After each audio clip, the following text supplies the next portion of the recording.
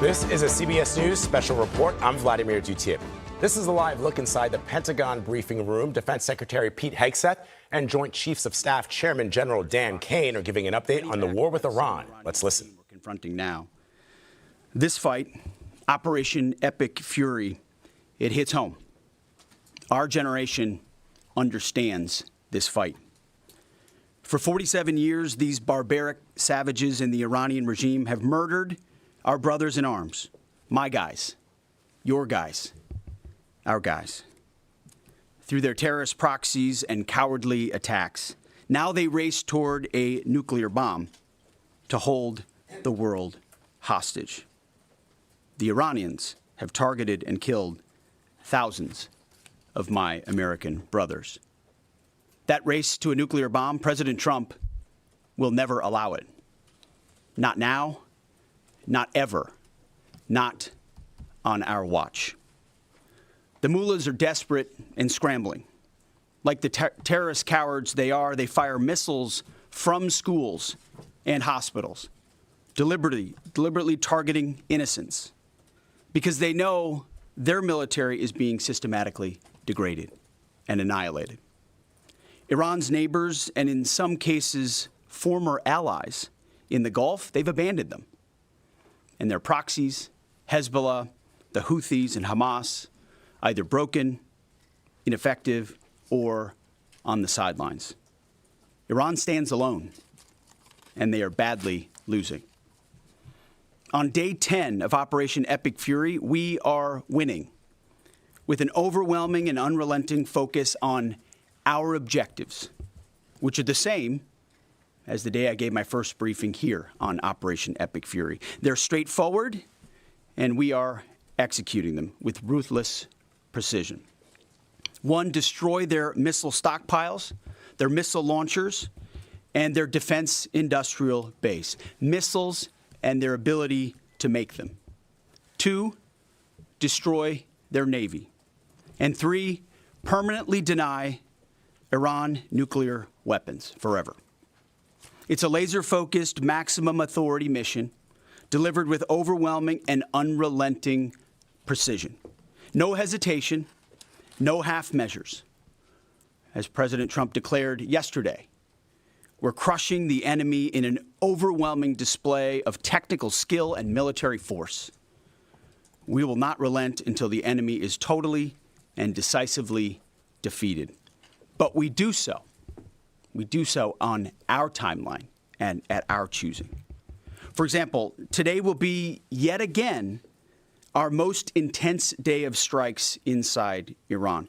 The most fighters, the most bombers, the most strikes. Intelligence more refined and better than ever. So that's on one hand. On the other hand, the last 24 hours have seen Iran fire the lowest number of missiles they've been capable of firing yet. Just the bifurcation, just the trend lines that we talked about on our first briefing. You see, this is not 2003. This is not endless nation building under those types of quagmires we saw under Bush or Obama. It's not even close. Our generation of soldier will not let that happen again, and nor will this president, who very clearly ran against those kinds of never-ending, nebulously scoped missions. Those days are dead. Instead, we're winning decisively with brutal efficiency, total air dominance, and an unbreakable will to accomplish the president's objectives on our timeline. We stay locked on the target because here at the Department of War, that's our job.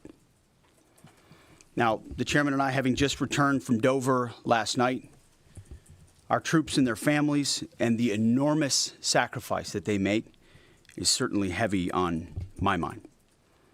So I'll close with scripture, drawing strength from Psalm 144. Blessed be the Lord, my rock, who trains my hands for war and my fingers for battle.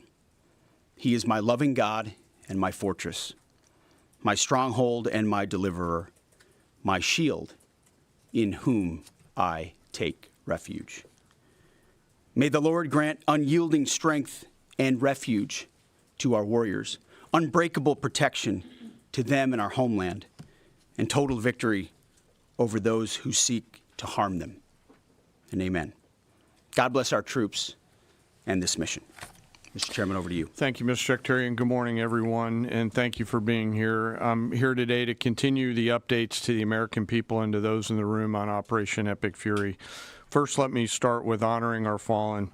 As the Secretary said, on Saturday and again last night at Dover Air Force Base in Delaware, our nation's leaders honored our returning fallen as they arrived home for their final time. Last week, I shared a few of the names, and today I want to share the rest. Major Jeffrey O'Brien and Chief Warrant Officer 3 Robert Marzan were the final two fallen to return home and members of the U.S. Army Reserve's 103rd Sustainment Command out of Des Moines, Iowa. Last night, as the news has been reporting, we honored the return of Staff Sergeant Benjamin Pennington of the U.S. Army's 1st Space Brigade from Fort Carson, Colorado. When I met Ben's family last night, his mom, his dad, and his sister, they showed me a drawing that Ben had made when he was in kindergarten. It was clear all the way back then that Ben wanted to do one thing in his life, and he wanted to serve his country and be a soldier. And to the Penningtons, just know how Ben was absolutely a great one. And finally, Major Sorfleet Duthiers, who returned home this weekend after sadly passing away from a medical condition while on duty in Kuwait.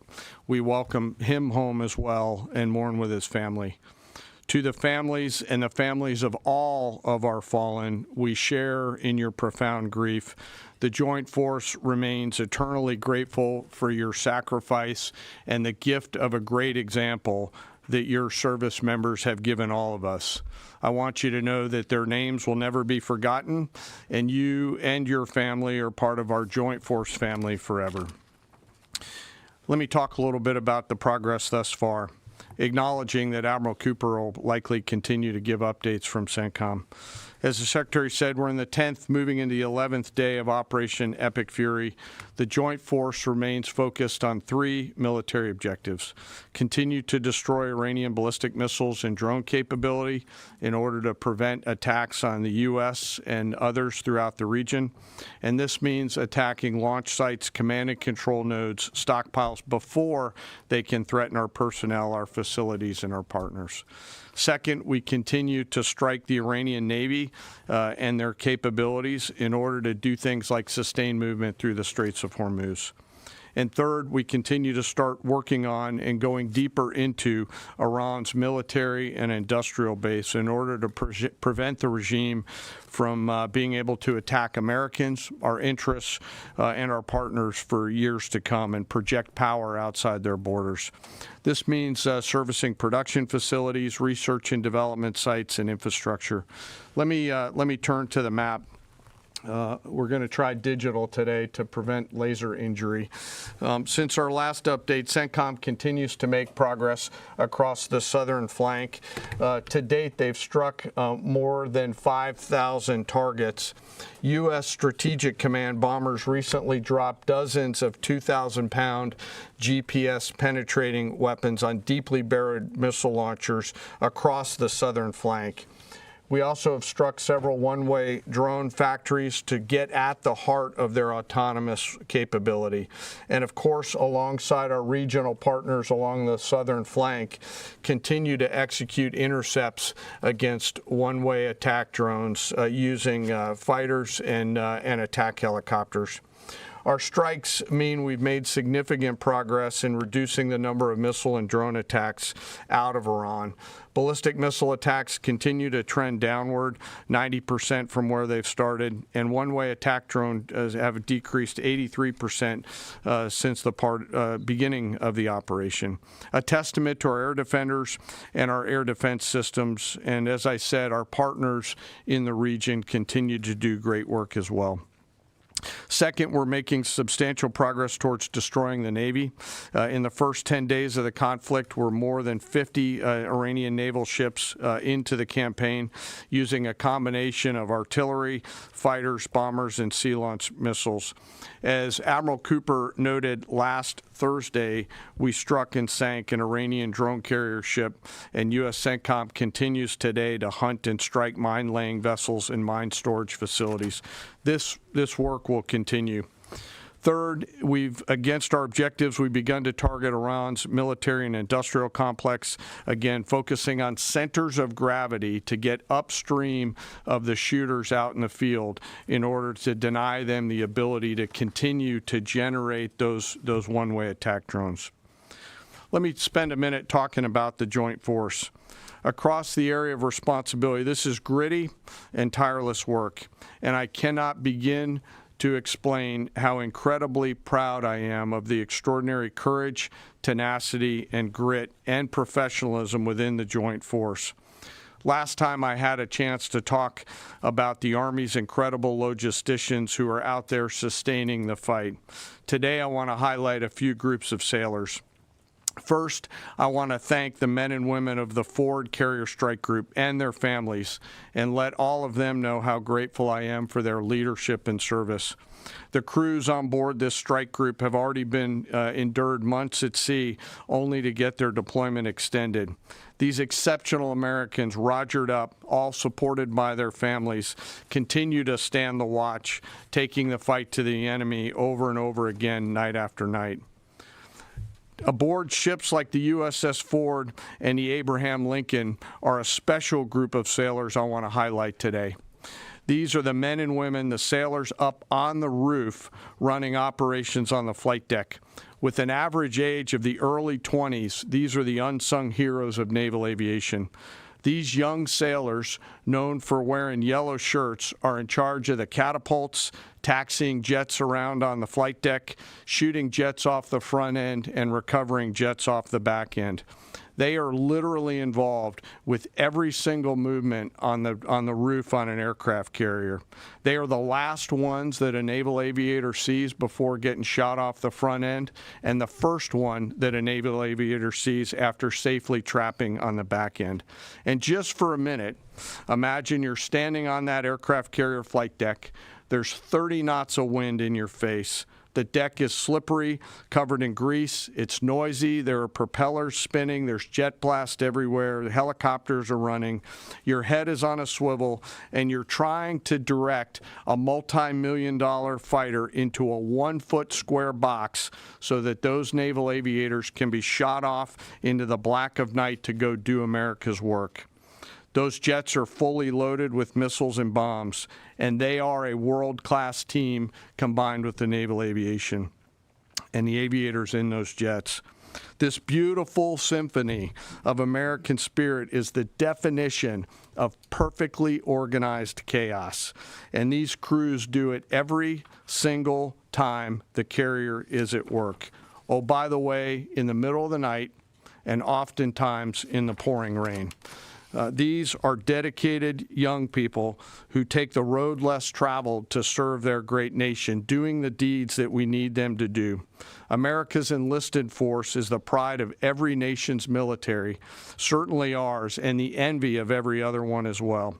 Each and every one of them out there across the Joint Force are extraordinary, and in particular today I want to highlight the yellow shirts. Ladies and gentlemen, our work continues. It'll continue to be difficult. I ask every American to keep our deployed force and their families in our thoughts. Combat deployments can be tough on the force and the families, and it's important that we continue to remember that. I remain deeply humbled by the 2.8 million members of the Joint Force, and I'll end where I started, and that's remembering our fallen and their families whose sacrifice will be felt forever. And with that, I'll take some questions with the Secretary. A beautiful symphony of American spirit. Well said, Mr. Chairman. Thanks, sir. And I will just note that no other country in the world is capable of executing what the chairman just described, day after day, night after night, unrelenting. Well said. Thank you. Yes, sir. Alexandra Ingersoll, One America News. You talked, Mr. Secretary, you talked at the conference in Florida on Thursday that there was a 90% missile capabilities degradation and 83% drone degradation, and I know the chairman just repeated those numbers. We've seen the most amount of fighting these past 5 days. Is there any update to those percentages? And also, are you able to give any quantification of degradation to the enemy's nuclear capabilities yet?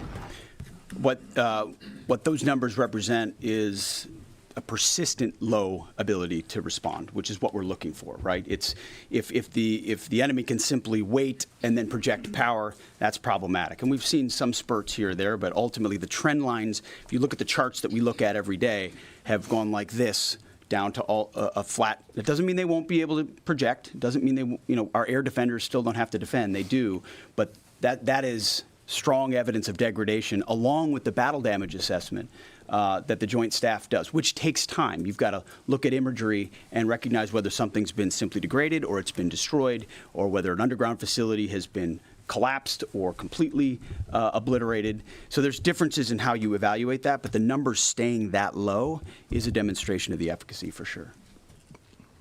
Yeah, right here. Thanks, Mr. Secretary. There's been reports that the new leader of Iran has been wounded. Do you know if this is true and what his condition is? And then another one, President Trump said he had a really good call with President Putin yesterday. Will Russia be aiding us in this conflict, and can you share anything on that?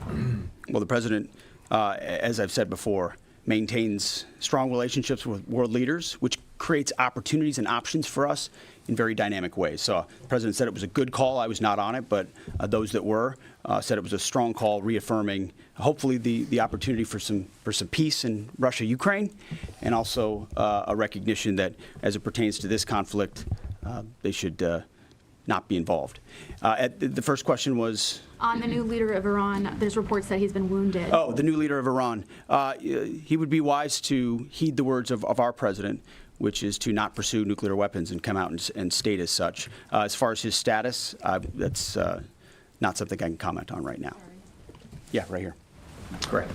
Mr. Secretary, Eric Schmidt with the New York Times. A question for you first.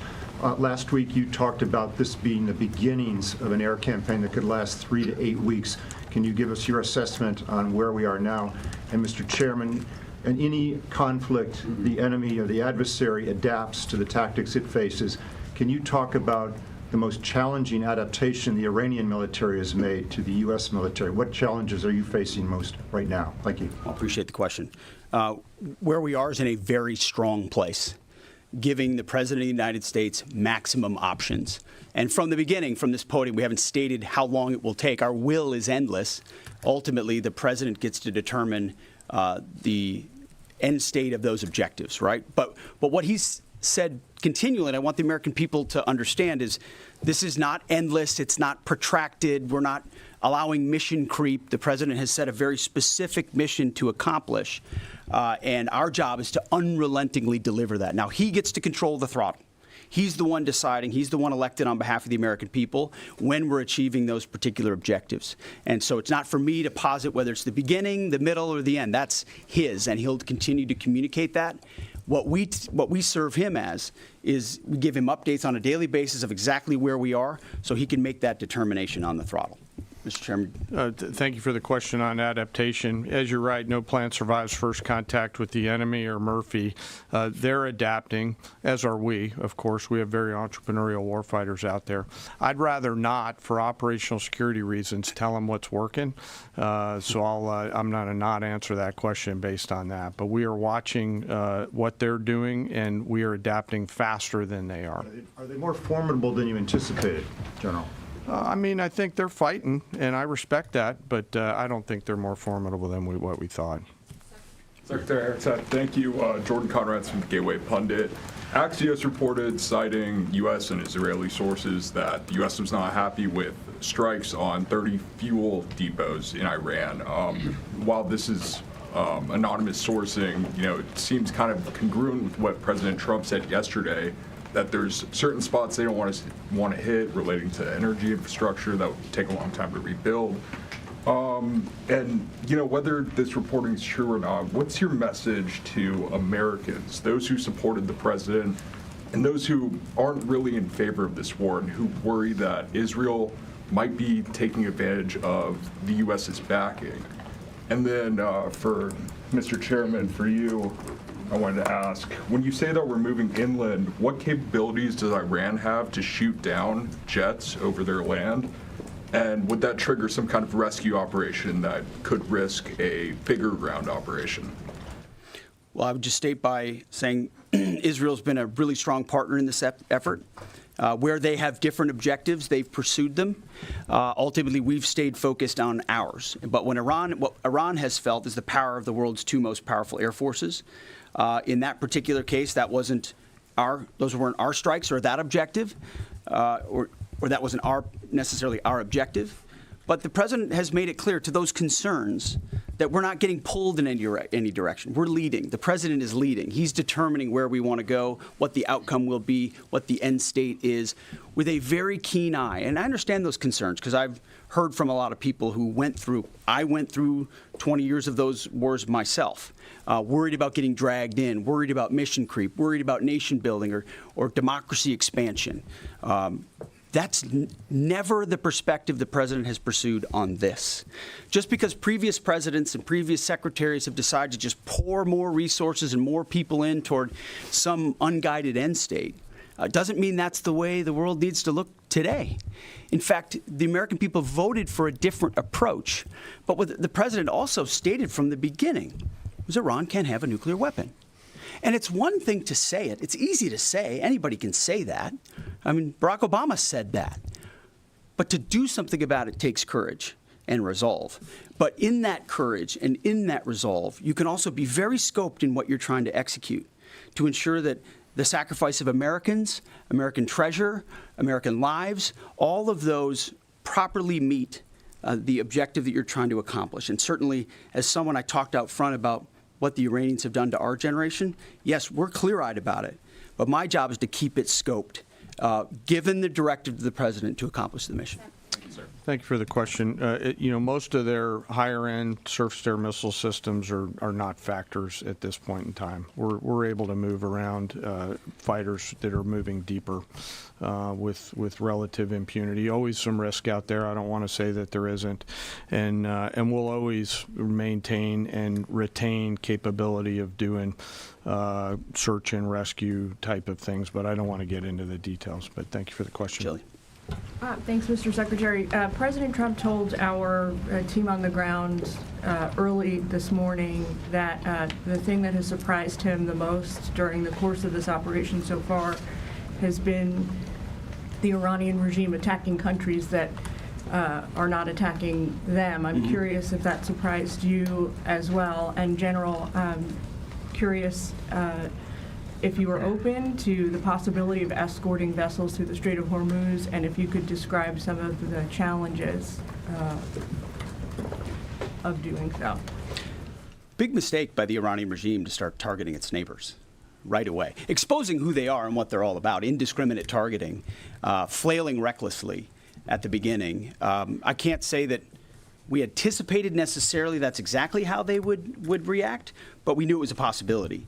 And I think it was a demonstration of the desperation of that regime then and that regime now, that they still think their pathway out is to try to alienate their Arab partners even more, who've instead decided to come to us and have been willing to go on the offense, have been giving us access, spacing, and overflight in a new partnership that will continue to remake the region the way that President Trump did with the Abraham Accords. So you're pushing those countries in our direction to support this effort, further alienating Iran. And I think it's worth underscoring. I see in the media banners that say, war expanding or war spread.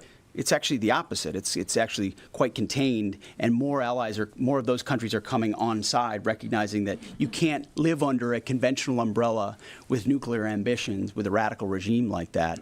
Again, properly scoping the objectives in the process. And then you want to talk about the Strait? Sure. On the. All right, you've been watching a press conference given by the Secretary of Defense, Pete Hegseth, and the Chairman of the Joint Chiefs of Staff, General Dan Caine. The Secretary saying Iran stands alone and they are losing badly. CBS News senior national security correspondent Charlie D'Agata is joining me live from Tel Aviv. Charlie, the Secretary also saying that today will feature the most intense U.S.-Israeli strikes yet in Operation Epic Fury. Your reaction? Yeah, Vlad, listen, it's almost perfect timing. I hate to say it, but just as we started speaking, those air raid sirens went off. And it may seem like they go off all the time, because they do when you and I are speaking, or our colleagues are doing this. That's the first time in certainly a couple of hours. You wonder if this has been coordinated. But this isn't like a false alarm. When those air raid sirens go off, it means something is in the neighborhood. So as much as the Defense Secretary and Chairman of Joint Chiefs of Staff says that they've been able to eliminate 90% down is the statistic they use of outgoing missiles from Iran, and we may need to get off the roof here in a minute, that the United States has targeted 5,000 targets, 2,000-pound bombs, which have been used before in this fight. They've been able to take out a lot of the missile launchers, a lot of the drones, but Iran has continued to be able to strike here in Israel, or at least attempt those strikes. We saw a big one, barrage, a couple days ago, and they continue to try to hit Gulf neighbors. So the wind's picking up too. Yeah, but if your crew... this is a reality here, that Iran is able to continue to at least attempt striking back. We're fine. We're fine. Okay, all right. And so, yeah, the other thing that I thought was really interesting is General Dan Caine, Charlie, essentially saying that the mission continues, number one, destroy their capabilities as far as their missile and drone capabilities, to continue to destroy and strike at the Iranian Navy, and to continue to hit, thought this was also interesting, Iran's military and industrial base, so that they can't project any force outside of their own borders. In other words, that mission continues. They haven't gotten rid of everything that they set out to do. Right. Right. This is a very extended, largely underground tunnel network that the United States is trying to eliminate.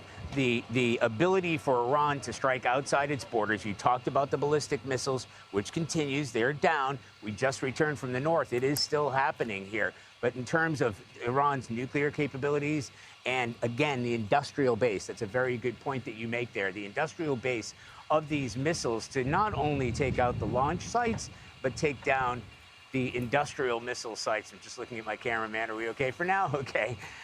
The industrial missile sites that are producing these weapons, because intelligence officials that we spoke to here say that they've been able to produce these weapons at a rate of about 100 a month, and that has continued. All right, Charlie Daggett reporting from Tel Aviv for us this morning. Charlie, thank you very much. Get to safety. We'll have much more on the war with Iran throughout the day on our streaming channel, CBS News 24/7, and tonight on the CBS Evening News with Tony DeCopel. Some of you will now return to CBS Mornings. I'm Vladimir Duthiers in New York. This has been a CBS News Special Report.